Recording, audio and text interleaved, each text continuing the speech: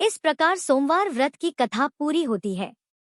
जो भी भक्त इसे श्रद्धा और विश्वास से सुनता है, उस पर सदैव महादेव की कृपा बनी रहती है। हर हर महादेव। अगर आपको यह कथा अच्छी लगी हो तो वीडियो को लाइक करें, अपने शुभ विचार कमेंट में लिखें और हमारे चैनल को सब्सक्राइब करना न भूलें, ताकि अगली कथा सबसे पहले आप तक पहुंचे। एक नगर में एक वृद्धा रहती थी। उसका एक ही पुत्र था। उस वृद्धा की हनुमान जी पर बहुत गहरी आस्था थी। वह हर मंगलवार का व्रत रखती थी और हनुमान जी की पूजा आराधना करती थी। एक बार हनुमान जी ने अपनी भक्तिनी उस वृद्ध महिला की श्रद्धा का परीक्षण करने का विचार किया। हनुमान जी साधु का वेश धारण कर वृद्धा के घर गए और पुकारने लगे कि है कोई हनुमान भक्त जो हमारी इच्छा पूर्ण करे। तब आवाज उस वृद्धा के कान में पड़ी। पुकार सुनकर वृद्धा जल्दी से बाहर आई और साधु को प्रणाम कर बोली, आज्ञा महाराज। हनुमान वेशधारी साधु बोले, मैं भूखा हूँ, भोजन करूंगा, तुम थोड़ी सी जमीन लीप दो। वृद्धा दुविधा में पड़ गई, अंततः हाथ जोड़कर बोली, महाराज लीपने और मिट्टी खोदने के अतिरिक्त आप कोई दूसरी आज्ञा दे, मैं अवश्य पूर्ण करूंगी। साधु ने 3 बार प्रतिज्ञा कराने के बाद कहा, तू अपने बेटे को बुला, मैं उसकी पीठ पर आग जलाकर भोजन बनाऊंगा। यह सुनकर वृद्धा घबरा गई, परंतु वह प्रतिज्ञाबद्ध थी। उसने अपने पुत्र को बुलाकर साधु को सौंप दिया। साधु वेशधारी हनुमान जी ने वृद्धा के हाथों से ही उसके पुत्र को पेट के बल लेटाया और उसकी पीठ पर आग लगवा दी। आग जलाकर दुखी मन से वृद्धा अपने घर में चली गई।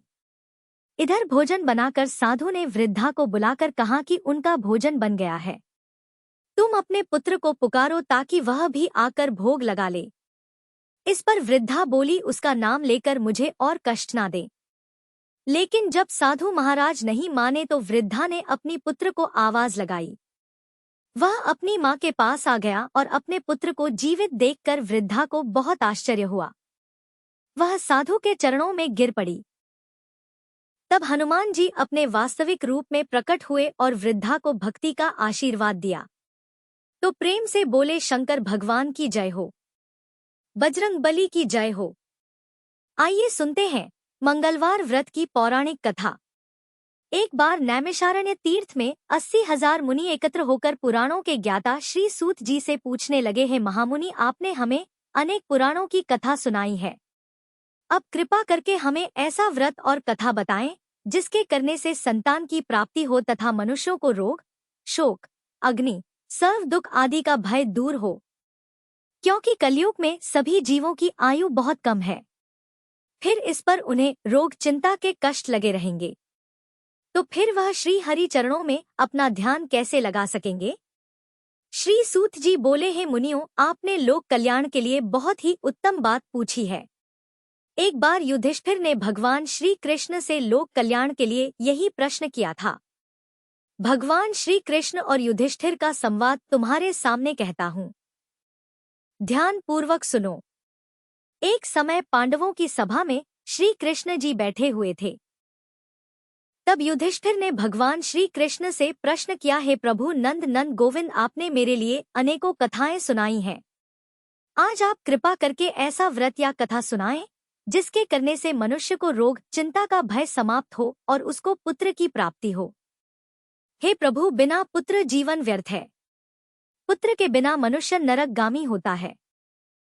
पुत्र के बिना मनुष्य पितृ ऋण से छुटकारा नहीं पा सकता और ना ही उसका पुण्यक नामक नरक से उद्धार हो सकता है।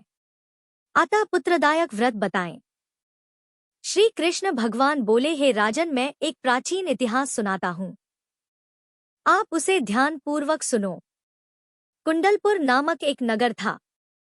उसमें नंदा नामक एक ब्राह्मण रहता था। भगवान की कृपा से उसके पास सब कुछ था, फिर भी वह दुखी था। इसका कारण यह था कि ब्राह्मण की स्त्री सुनंदा के कोई संतान नहीं थी। सुनंदा पतिव्रता थी, भक्ति पूर्वक श्री हनुमान जी की आराधना करती थी। मंगलवार के दिन व्रत करके अंत में भोजन बनाकर हनुमान जी की आराधना करती थी। मंगलवार के दिन व्रत करके अंत में भोजन बनाकर हनुमान जी को भोग लगाने के बाद स्वयं भोजन करती थी। एक बार मंगलवार के दिन ब्राह्मणी गृह कार्य की अधिकता के कारण हनुमान जी को भोग नहीं लगा सकी तो इस पर उसे बहुत ही दुख हुआ। उसने कुछ भी नहीं खाया और अपने मन में प्रण किया कि अब तो अगले मंगलवार को ही हनुमान जी को भोग लगाकर अन्न और जल ग्रहण करूंगी।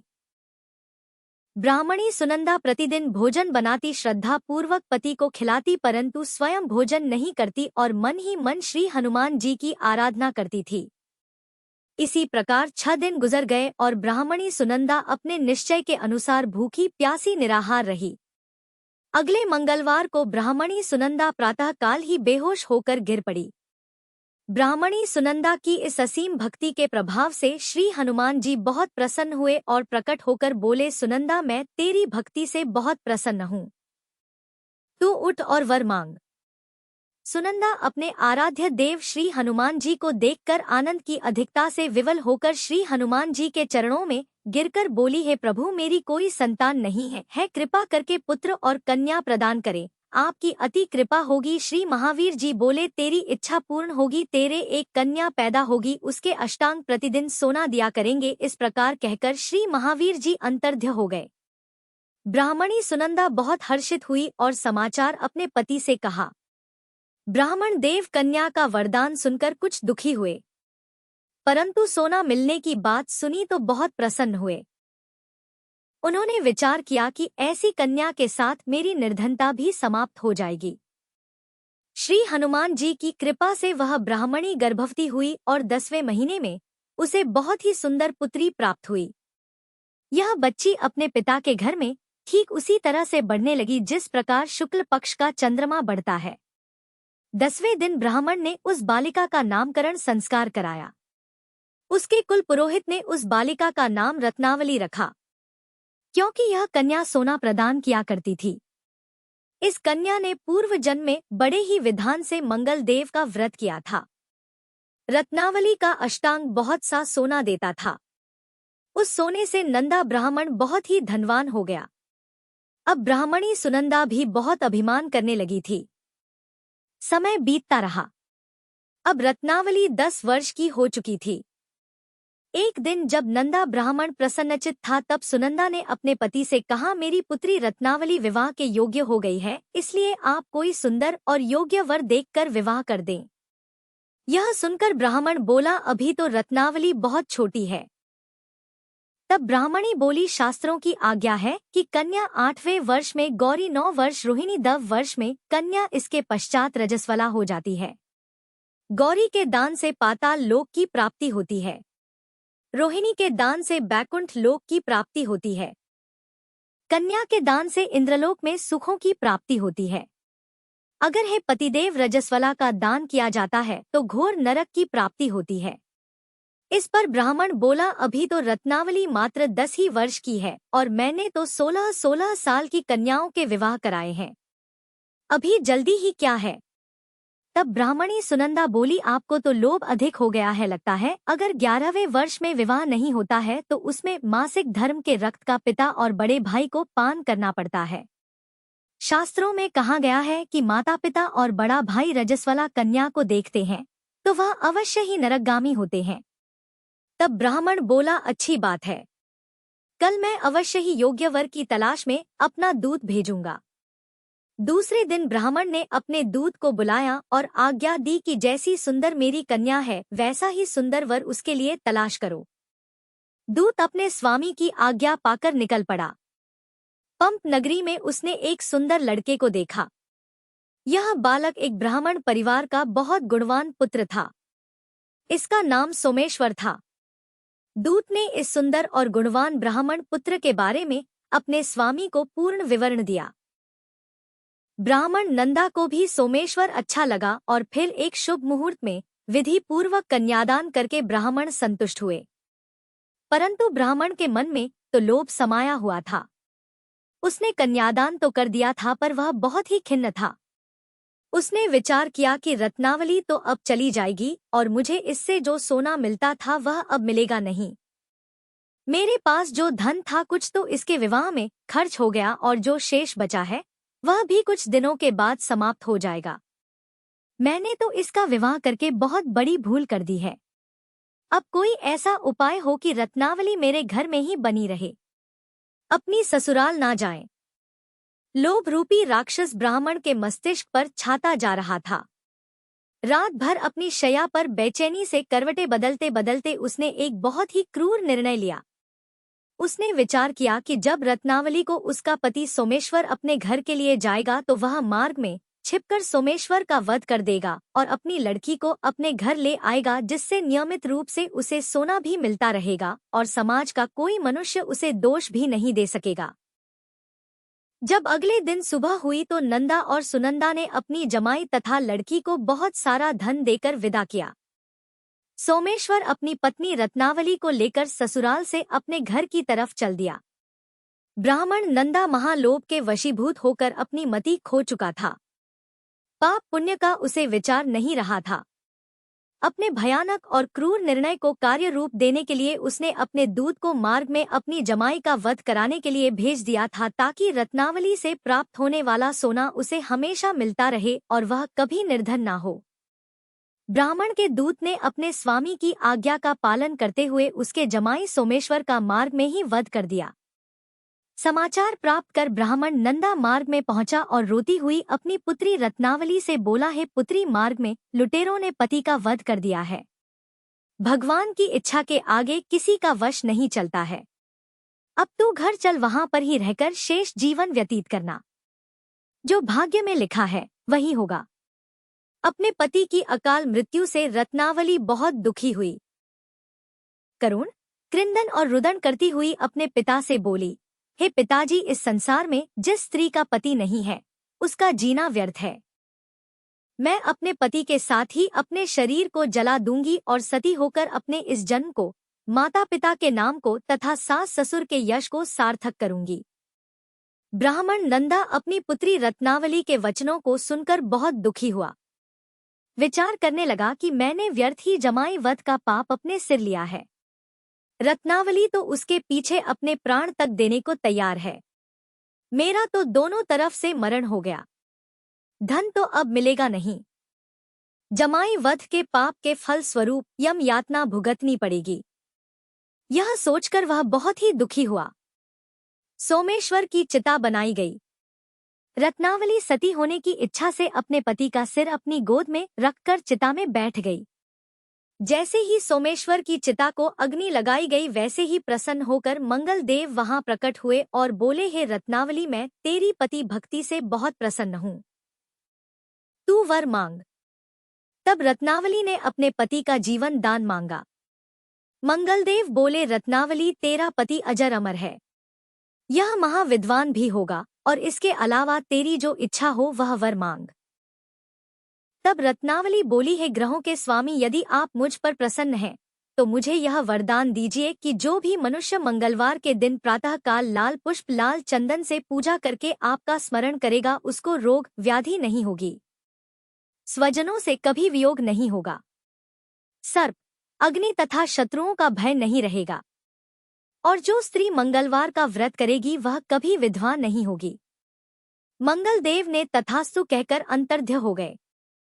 सोमेश्वर मंगलदेव की कृपा से जीवित हो उठा।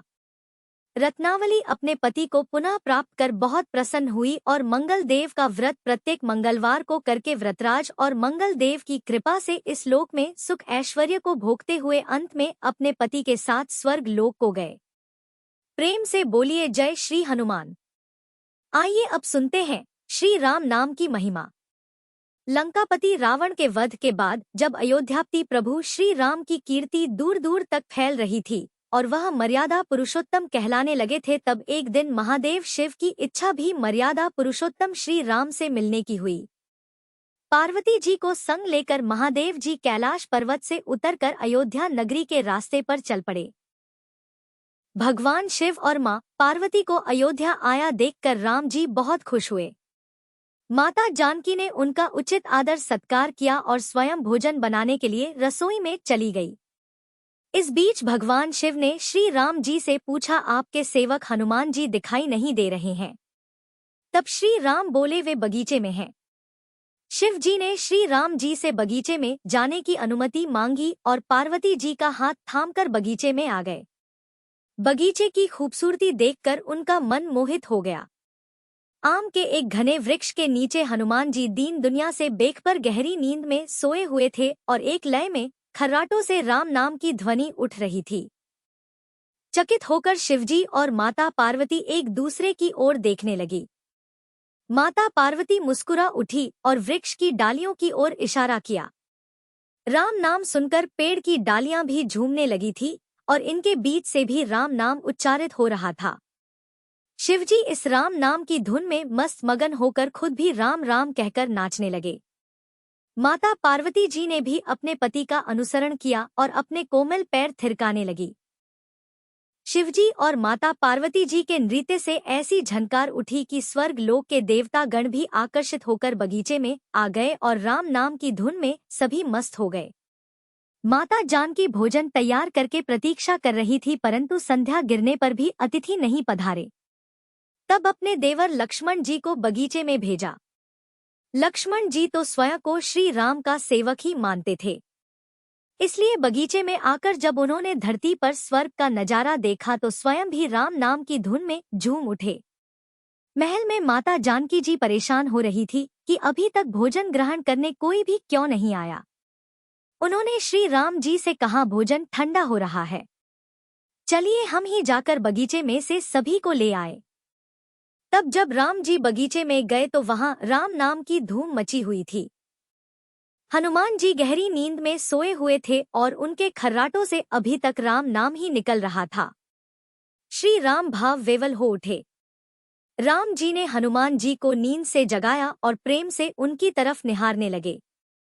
हनुमान जी प्रभु को आया देखकर शीघ्रता से उठकर खड़े हो गए। नृत्य की सभा भंग हो गई। शिवजी खुले कंठ से हनुमान जी की राम भक्ति की सराहना करने लगे।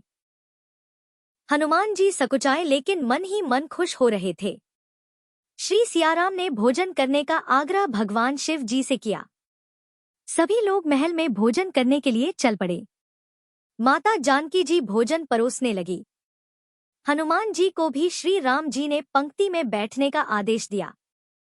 हनुमान जी बैठ तो गए, परंतु आदत ऐसी थी कि राम जी के भोजन परोसने के उपरांत ही सभी लोग भोजन करते थे। आज श्री राम के आदेश से पहले भोजन करना पड़ रहा था। माता जानकी हनुमान जी को भोजन परोसती जा रही थी, परंतु हनुमान जी का पेट ही नहीं भर रहा था। सीता जी कुछ समय तक तो उन्हें भोजन परोसती रही, फिर समझ गई कि इस तरह से तो हनुमान जी का पेट नहीं भरेगा। उन्होंने तुलसी के एक पत्ते पर राम नाम लिखा और भोजन के साथ हनुमान जी को परोस दिया। तुलसी पत्र खाते ही हनुमान जी को संतुष्टि मिली और वह भोजन खाकर उठकर खड़े हो गए। भगवान शिव शंकर ने प्रसन्न होकर हनुमान जी को आशीर्वाद दिया कि आपकी राम भक्ति युगों युगों तक याद की जाएगी और आप संकट मोचन के नाम से जाने जाएंगे। आइए अब सुनते हैं राम नाम की महिमा की दूसरी कहानी। महादेव जी को एक बार बिना कारण के किसी को प्रणाम करते देखकर पार्वती जी ने पूछा, आप किसको प्रणाम करते रहते हैं? तब शिव जी ने अपनी धर्मपत्नी पार्वती जी से कहा कि हे देवी, जो व्यक्ति एक बार राम कहता है उसे मैं 3 बार प्रणाम करता हूँ। पार्वती जी ने एक बार शिव जी से पूछा, आप श्मशान में क्यों जाते हैं और यह चिता की भस्म शरीर पर क्यों लगाते हैं? उसी समय शिवजी पार्वती जी को शमशान ले गए। वहां एक शव अंतिम संस्कार के लिए लाया गया। लोग राम नाम सत्य है कहते हुए शव को ला रहे थे। शिव जी ने कहा कि देखो पार्वती, इस शमशान की ओर जब लोग आते हैं तो राम नाम का स्मरण करते हुए आते हैं और इस शव के निमित्त से कई लोगों के मुख से मेरा अति प्रिय दिव्य राम नाम निकलता है। उसी को सुनने मैं श्मशान में आता हूँ और इतने लोगों के मुख से राम नाम का जप करवाने में निमित्त बनने वाले इस शव का मैं सम्मान करता हूँ, प्रणाम करता हूँ और अग्नि में जलने के बाद उसकी भस्म को अपने शरीर पर लगा लेता हूँ। राम नाम बुलवाने वाले के प्रति मुझे इतना प्रेम है। एक बार शिव जी कैलाश पर पहुंचे और पार्वती जी से भोजन मांगा। तब पार्वती जी विष्णु सहस्त्र नाम का पाठ कर रही थी। पार्वती जी ने कहा, अभी पाठ पूरा नहीं हुआ है, कृपया थोड़ी देर प्रतीक्षा कीजिए। तब शिव जी ने कहा कि इसमें तो समय और श्रम दोनों लगेंगे। संत लोग जिस तरह से सहस्त्र नाम को छोटा कर लेते हैं और नित्य जपते हैं, वैसा उपाय कर लो। तो पार्वती जी ने पूछा कि वो उपाय कैसे करते हैं? मैं सुनना चाहती हूँ। तो शिव जी ने बताया, केवल एक बार राम कह लो, तुम्हें सहस्त्र नाम भगवान के 1000 नाम लेने का फल मिल जाएगा। एक राम नाम 1000 दिव्य नामों के समान है। तब पार्वती जी ने वैसा ही किया। भगवान बोले, श्री राम राम रामेति रमे रामे मनोरमे सहस्त्र नाम तत्तुल्यम राम नाम वरान्य। यह राम नाम सभी आपदाओं को हरने वाला, सभी संपदाओं को देने वाला दाता है। सारे संसार को विश्राम या शांति प्रदान करने वाला है। इसलिए मैं इसे बार बार प्रणाम करता हूँ। भवसागर के सभी समस्याओं और दुखों के बीजों को भूंज के रख देने वाला, समूल नष्ट कर देने वाला, सुख संपत्तियों को अर्जित करने वाला, यमदूतों को खदेड़ने वाला केवल राम नाम का जप है। इसलिए प्रयास पूर्वक स्वयं भी राम नाम जपते रहना चाहिए और दूसरों को भी प्रेरित करके राम नाम जपना चाहिए। इससे अपना और दूसरों का तुरंत कल्याण हो जाता है। यही सबसे सुलभ और अचूक उपाय है। इसलिए हमारे देश में प्रणाम राम राम कहकर किया जाता है। आइए अब सुनते हैं बिल्व वृक्ष की महिमा। एक बार नारद जी ने भोलेनाथ जी की स्तुति करके पूछा कि प्रभु, आपको प्रसन्न करने के लिए सबसे उत्तम और सुलभ साधन क्या है? हे त्रिलोकीनाथ, आप तो निर्विकार और निष्काम हैं। आप सहज ही प्रसन्न हो जाते हैं। फिर भी मेरे जानने की इच्छा है कि आपको क्या प्रिय है। तब शिव जी बोले, नारद जी, वैसे तो मुझे भक्त के भाव सबसे प्रिय है। फिर भी आपने पूछा है तो मैं बताता हूँ। मुझे जल के साथ साथ बिल्व पत्र बहुत प्रिय है। जो अखंड बिल्व पत्र मुझे श्रद्धा से अर्पित करते हैं, मैं उन्हें अपने लोक में स्थान देता हूँ। नारद जी भगवान शंकर और माता पार्वती की वंदना करके अपने लोक को चले गए। उनके जाने के पश्चात पार्वती जी ने शिव जी से पूछा कि हे प्रभु, मेरी यह जानने की बड़ी तीव्र इच्छा हो रही है कि आपको बेल पत्र इतने प्रिय क्यों हैं? कृपा करके मेरी जिज्ञासा को शांत कीजिए। तब शिव जी बोले, हे शिव, बिल्व के पत्ते मेरी जटा के समान है। उसका त्रिपत्र यानी 3 पत्ते ऋग्वेद, यजुर्वेद और सामवेद हैं। शाखाएं समस्त शास्त्र का स्वरूप है। बिल्व वृक्ष को आप पृथ्वी का कल्पवृक्ष समझें, जो ब्रह्मा, विष्णु और शिव स्वरूप है। हे पार्वती, स्वयं महालक्ष्मी जी ने शैल पर्वत पर बिल्व वृक्ष रूप में जन्म लिया था। इस कारण भी बेल का वृक्ष मेरे लिए अति प्रिय है। महालक्ष्मी जी ने बिल्व का रूप धरा। यह सुनकर पार्वती जी कौतूहल में पड़ गई और पार्वती जी कौतूहल से उपजी जिज्ञासा को रोक ना पाई। उन्होंने पूछा, देवी लक्ष्मी ने आखिर बिल्व वृक्ष का रूप क्यों लिया? आप यह कथा विस्तार से कहें। तब भोलेनाथ ने देवी पार्वती जी को कथा सुनाना आरंभ किया। हे देवी, सतयुग में ज्योति रूप में मेरे अंश का रामेश्वर लिंग था। ब्रह्मा आदि देवों ने उसका विधिवत पूजन अर्चन किया था। इसका परिणाम यह हुआ कि मेरे अनुग्रह से वाणी देवी सबकी प्रिय हो गई। वे भगवान विष्णु को सतत प्रिय हो गई। मेरे प्रभाव से भगवान केशव के मन में वाग देवी के लिए जितनी प्रीति उत्पन्न हुई, वह स्वयं लक्ष्मी जी को नहीं भाई। लक्ष्मी देवी का श्री हरि के प्रति मन में कुछ दुराव पैदा हो गया। वह चिंतित और रुष्ट होकर चुपचाप परम उत्तम श्री शैल पर्वत पर चली गई। वहां उन्होंने तप करने का निश्चय किया और उत्तम स्थान का चयन करने लगी। महालक्ष्मी ने उत्तम स्थान का निश्चय करके मेरे लिंग विग्रह की उग्र तपस्या प्रारंभ की। उनकी तपस्या कठोरतम होती जा रही थी। हे परमेश्वरी, कुछ समय के बाद महालक्ष्मी जी ने मेरे लिंग विग्रह से थोड़ा उधर्म में एक वृक्ष का रूप धारण कर लिया। अपने पत्तों और पुष्प द्वारा निरंतर मेरा पूजन करने लगी। इस तरह महालक्ष्मी जी ने लाखों वर्षों तक घोर आराधना की। अंततः उन्हें मेरा अनुग्रह प्राप्त हुआ। मैं वहां प्रकट हुआ और देवी से इस घोर तप की आकांक्षा पूछकर वर देने को तैयार हुआ। महालक्ष्मी जी ने मांगा कि श्री हरि के हृदय में मेरे भाव से वाग देवी के लिए जो स्नेह हुआ है वह समाप्त हो जाए। तब शिव जी बोले, मैंने महालक्ष्मी जी को समझाया, श्री हरि के हृदय में आपके अतिरिक्त किसी और के लिए कोई प्रेम नहीं है। वाग देवी के प्रति उनका प्रेम नहीं, अपितु श्रद्धा है। यह सुनकर लक्ष्मी जी प्रसन्न हो गई और पुनः श्री विष्णु के हृदय में स्थित होकर निरंतर उनके साथ विहार करने लगी। हे पार्वती, महालक्ष्मी के हृदय का एक बड़ा विकार इस प्रकार दूर हो गया। इस कारण हरिप्रिया उसी वृक्ष रूप में सर्वदा अतिशय भक्ति से भरकर यत्नपूर्वक मेरी पूजा करने लगी। हे पार्वती, इसी कारण विश्व का वृक्ष, उसके पत्ते, फल, फूल आदि मुझे बहुत प्रिय है। मैं निर्जन स्थान में बिल्व वृक्ष का आश्रय लेकर रहता हूँ।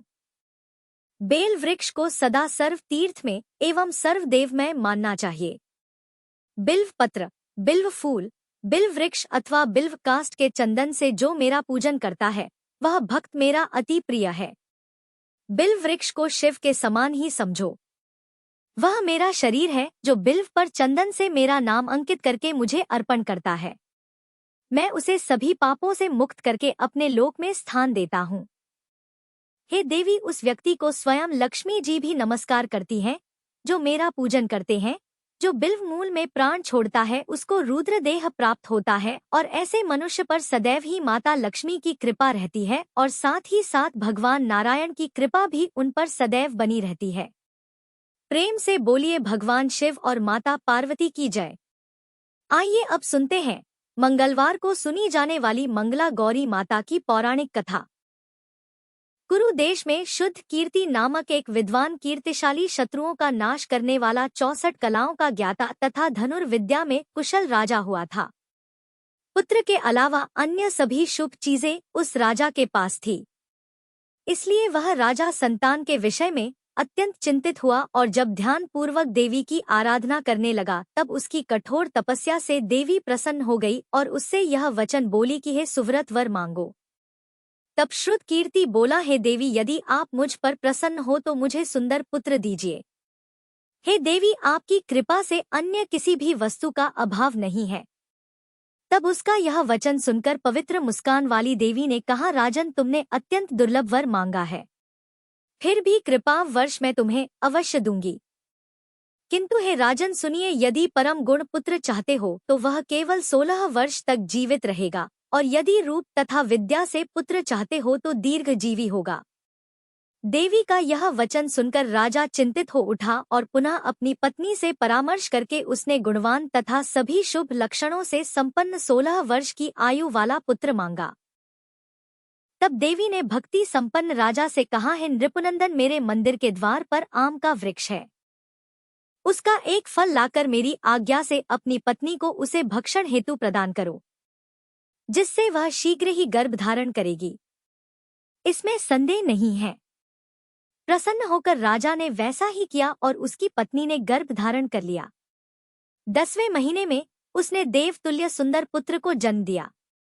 तब हर्ष तथा शोक से युक्त राजा ने बालक का जात कर्म आदि संस्कार किया और शिव का स्मरण करते हुए उसका नाम चिरायु रखा। इसके बाद पुत्र के 16 वर्ष के होने पर पत्नी सहित राजा चिंता में पड़ गए और वे विचार करने लगे कि यह पुत्र बड़े कष्ट से प्राप्त हुआ है और मैं इसकी दुखद मृत्यु अपने ही सामने कैसे देख सकूंगा। ऐसा विचार करके राजा ने पुत्र को उसके मामा के साथ काशी भेज दिया। प्रस्थान के समय राजा की पत्नी ने अपने भाई से कहा कि आप मेरे पुत्र को काशी ले जाइए। मैंने भगवान मृत्युंजय से पूर्व में पुत्र के लिए प्रार्थना की थी और कहा था कि हे विश्वेश, आप जगतपति की यात्रा के लिए मैं उस पुत्र को अवश्य भेजूंगी। अतः आप मेरे पुत्र को आज ही ले जाइए और सावधानी पूर्वक इसकी रक्षा कीजिएगा। अपनी बहन की यह बात सुनकर भांजे के साथ वह चल पड़ा। कई दिनों तक चलते चलते वह आनंद नामक नगर में पहुंचा। वहां सभी प्रकार की समृद्धियों से संपन्न वीर से नाम वाला राजा रहता था। उस राजा की एक सर्व लक्षण संपन्न युवावस्था प्राप्त मनोहर और रूप लावण्यमय मंगला गौरी नामक कन्या थी। उत्तम सौंदर्य अभिवृत्ति को प्राप्त वह कन्या किसी समय सखियों के साथ नगर के उपवन में क्रीड़ा करने के लिए गई हुई थी। उसी समय वह चिरायु तथा उसका मामा वे दोनों भी वहां पहुंच गए और उन कन्याओं को देखने की लालसा से वहीं विश्राम करने लगे। इसी बीच विनोद पूर्वक क्रीड़ा करती हुई उन कन्याओं में से किसी एक ने कुपित होकर राजकुमारी को राणा यह कुवचन कह दिया।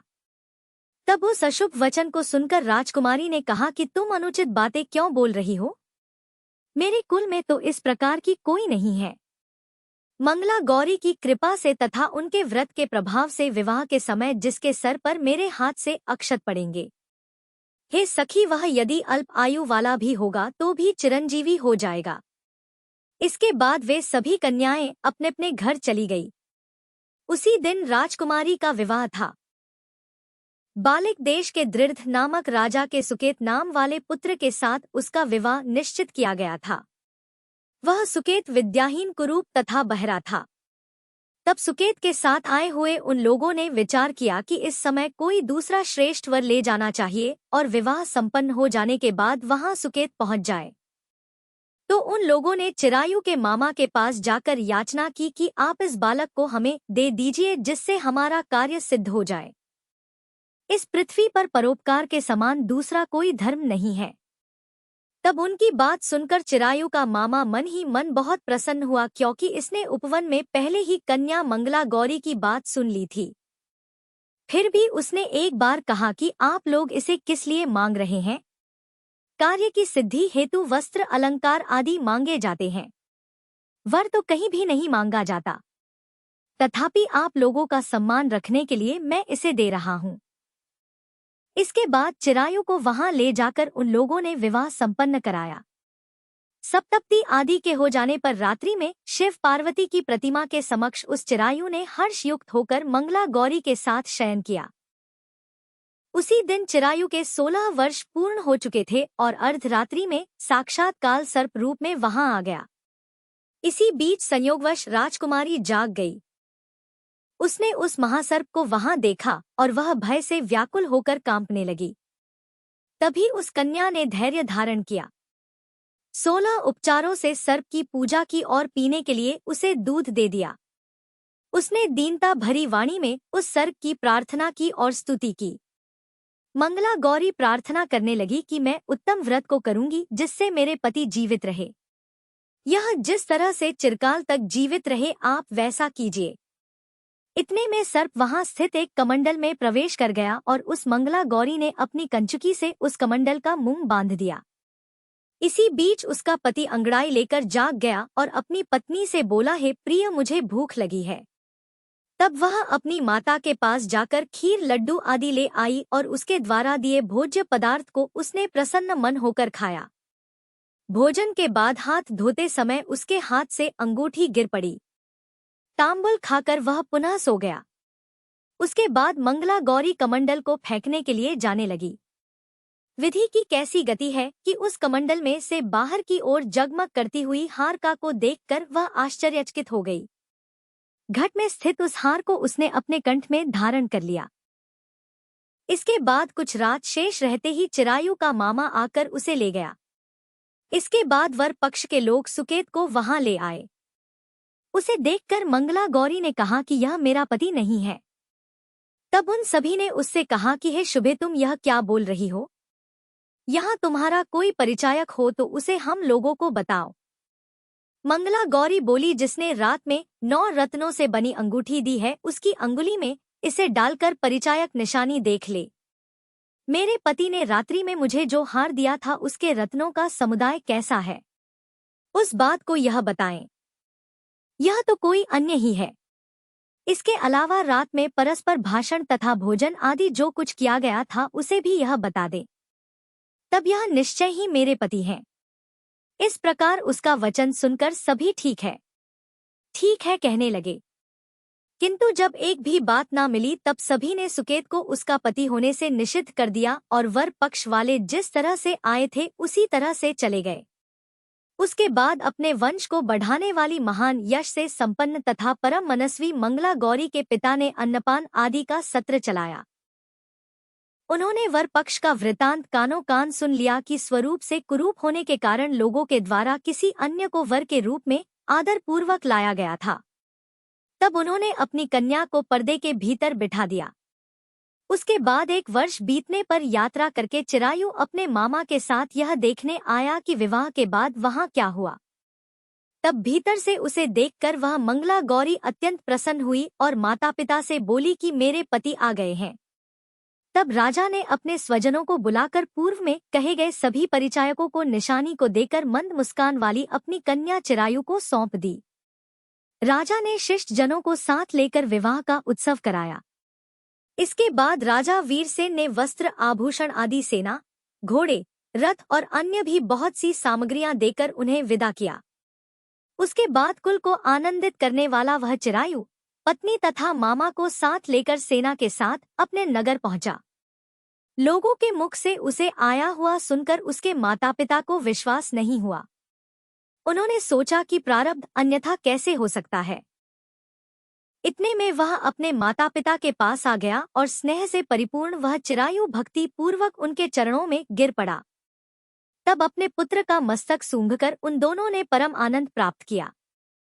अगर आप जीवन में बार बार असफल हो रहे हैं या चुनौतियों से घिरे हैं, तो इसका समाधान हनुमान जी की इस कथा में छिपा है। हेलो दोस्तों, आज हम एक ऐसी कथा पर चर्चा करने वाले हैं जो आपके जीवन को पूरी तरह से बदल सकती है। मंगलवार व्रत की कथा।